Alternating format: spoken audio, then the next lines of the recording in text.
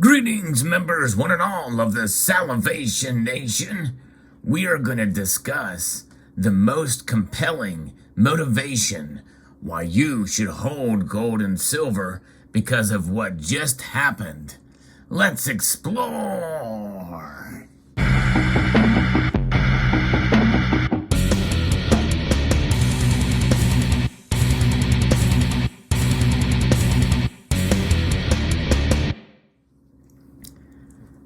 It is undoubtedly true that we have certainly been through a lot in the last couple of years. There's a lot of uncertainty in the world these days, and we went through a lot of trials and tribulations so far. If we go back to the pandemic days and what spawned from that, and essentially we're still dealing with it right now with a lot of mandates, and what has just occurred recently to our neighbors of the north in Canada, is yet one of the most compelling reasons why we should hold on to our gold and silver. Now, I did want to talk about it in terms of holding on to it as opposed to buying more. I don't want this to be a video to scare you into making a purchase, because essentially that is FOMO, or fear, uncertainty, and doubt.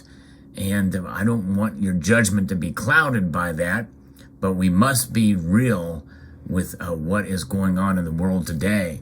I'm going to be referencing an article here that many people find quite troubling, and some of you have heard about this. Late last week, we are starting to see a crackdown on some protesters up in Canada. And what's scary about this is what they are doing. Essentially, the Canadian government is going to be sanctioning individuals. Usually when we hear about sanctions, it's other countries around the world where assets are frozen in bank accounts and that type of thing. Because what happens is leaders of these other nations, which are typically dictatorships or troubled nations that are acting against their own people or other nations unjustifiably, well, they get their accounts frozen because about 60% of transactions occur in U.S. dollars, although with foreign exchange reserves, there's other currencies that are involved as well, which is why other nations like Canada would be right to sanction other countries, but not their own citizens. In a democratic type of government, a first world nation, a developed nation such as Canada, to see this type of thing that is reserved for dictatorships and authoritarian regimes and communist countries. This is something that is occurring, and I'm referencing an article from ctnews.ca. It says some protesters' accounts have been frozen, and there are more to come. And as I record this video, we're hearing about officers moving in on protesters near Parliament Hill in Ottawa. And so there is a crackdown. And of course, if people are breaking the law, they should be arrested. If they're peacefully protesting and they're not breaking any laws, they should not be arrested. I think it's just as simple as that. And there should be no violence or anything of that sort. But nonetheless, I think this is taking it a step further and should be quite chilling for those of us who, deal with the banks. And most of us do. We are, in a sense, have to deal with the banks because they are the arbiters and the exchanges for these banknotes. Now, if you are in Canada, it's going to be the Canadian dollar, but it doesn't matter. This is a representation of what a banknote would look like. This note is legal tender for all debts, public and private. And some sort of language like that is utilized in other nations around the world where their central banks essentially can control the money supply and how that works. It's used to pay debts. It's legal tender for all debts, public and private. All. And make that known here, that this thing, this little statement here, the Canadian government is not honoring. Of course, that phrase is not necessarily printed on their notes, but nonetheless, it's implied and it's recognized that currencies are utilized to pay for all debts, public and private. And So let's look at the news and see exactly what this is about. Deputy Prime Minister and Finance Minister Chrystia Freeland says financial service providers have already frozen accounts of certain individuals associated with the trucker convoy blockades and protests. Now think about that for a moment. They're already freezing accounts, and the financial services are complying with the government on this. And that alone is monumental. They are complying and already taking, because of this emergency act that has been announced early last week. Freeland said that while the government is choosing not to provide more details about the number of accounts suspended, action is being taken and is going to increase in the coming days. Ottawa gave new powers to financial institutions through invoking the Emergencies Act to freeze and suspend an account of an individual or business affiliated with the blockades without a court order. Without a court order, they are doing this. This is extremely troubling and scary to think about. It's happening in a developed nation such as Canada. The government is also directing financial service providers to temporarily stop providing services to either personnel or corporate accounts that they suspected are being used to further the, quote, illegal blockades. I do particularly want people who are participating in illegal blockades and illegal occupation to know these measures are real. They are being used. They will have an impact, Freeland said. Freeland delivered the update alongside Public Safety Minister Marco Mendicino and Emergency Preparedness Minister Bill Blair on Thursday. And as you know, this act was invoked by the Prime Minister of Canada, Justin Trudeau. As part of the suite of financial measures, crowdfunding platforms must also now comply with Canada's financial reporting rules under Financial Transactions and Report Analysis Center of Canada. This means that in order for a company such as Give, Send, Go, which is the current hosting platform for the Convoy's fundraising campaign, because GoFundMe shut down that source and initially wanted to take that money to deliver to causes it feels is better, which is a scam, and is hopefully will be investigated by U.S. Folks for the transactions that occurred in this country. Nonetheless, they are saying that they are obligated to flag suspicious and large transactions among other requirements. So they're putting these things, these restrictions and requirements under this act, which is essentially taking away people's freedom. The Freedom Convoy has raised more than $9.5 million on the website.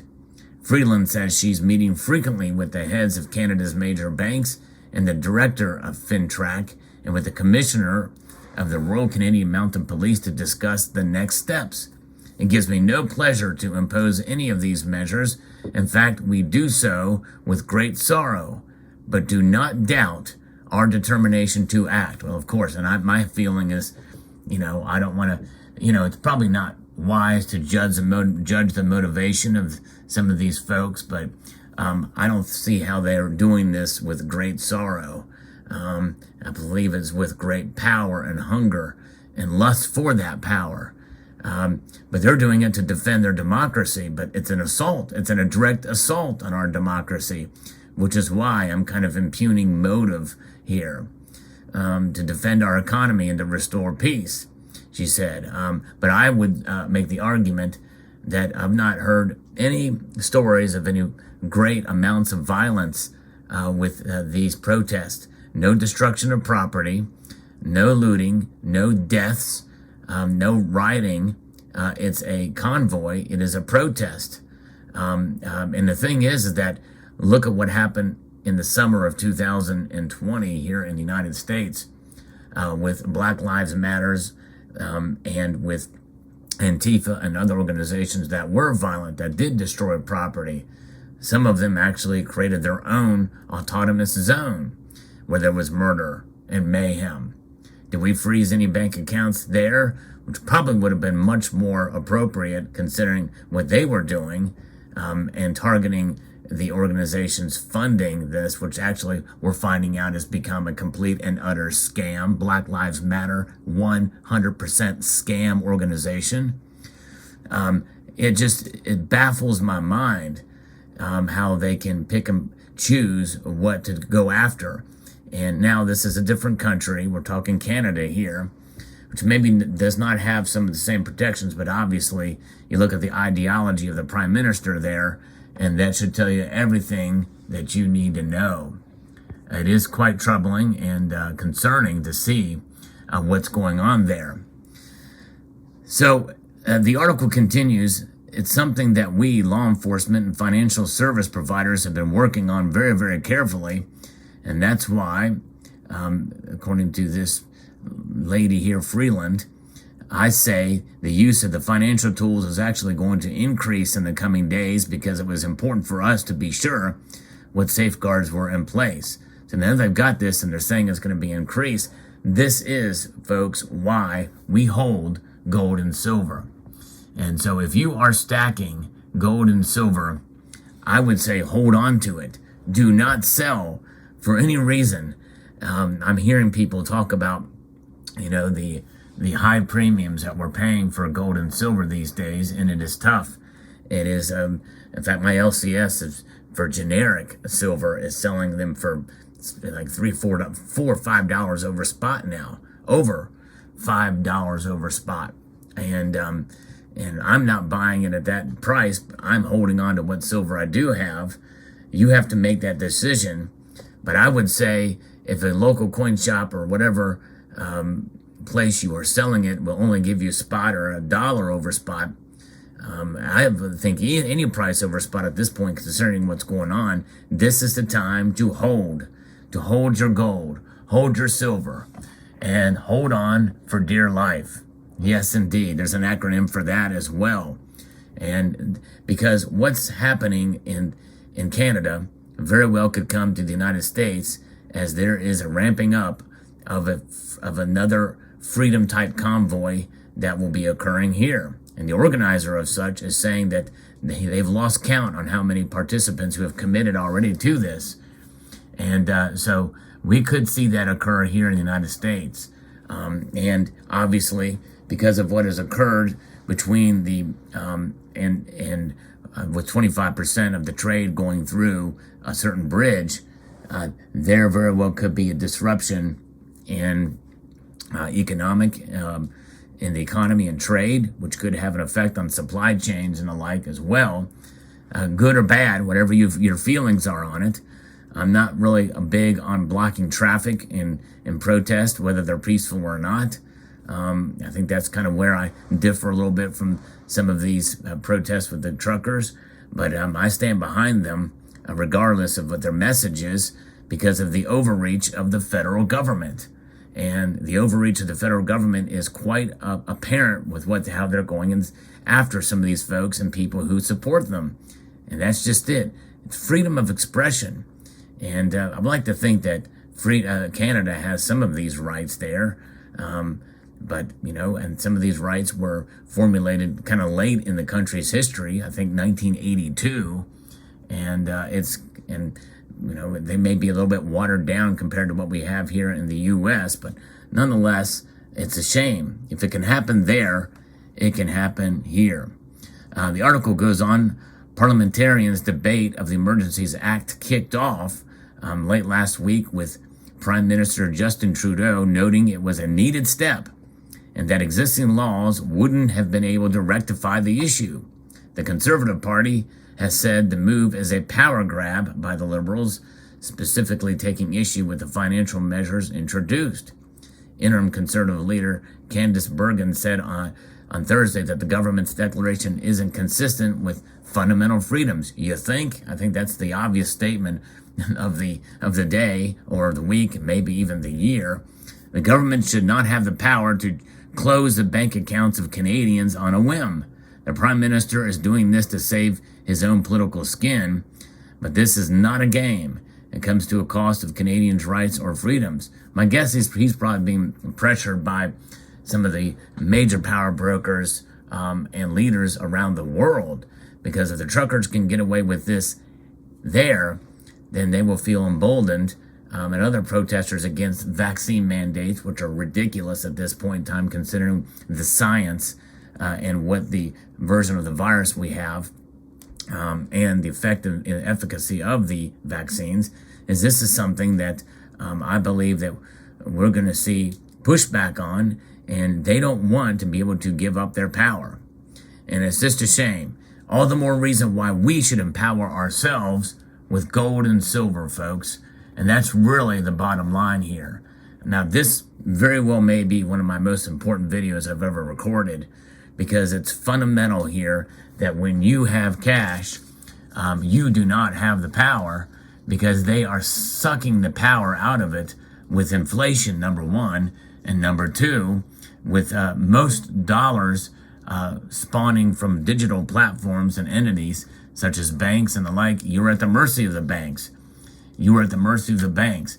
And we have to transact in that environment in order to pay our bills and in order to purchase these precious metals.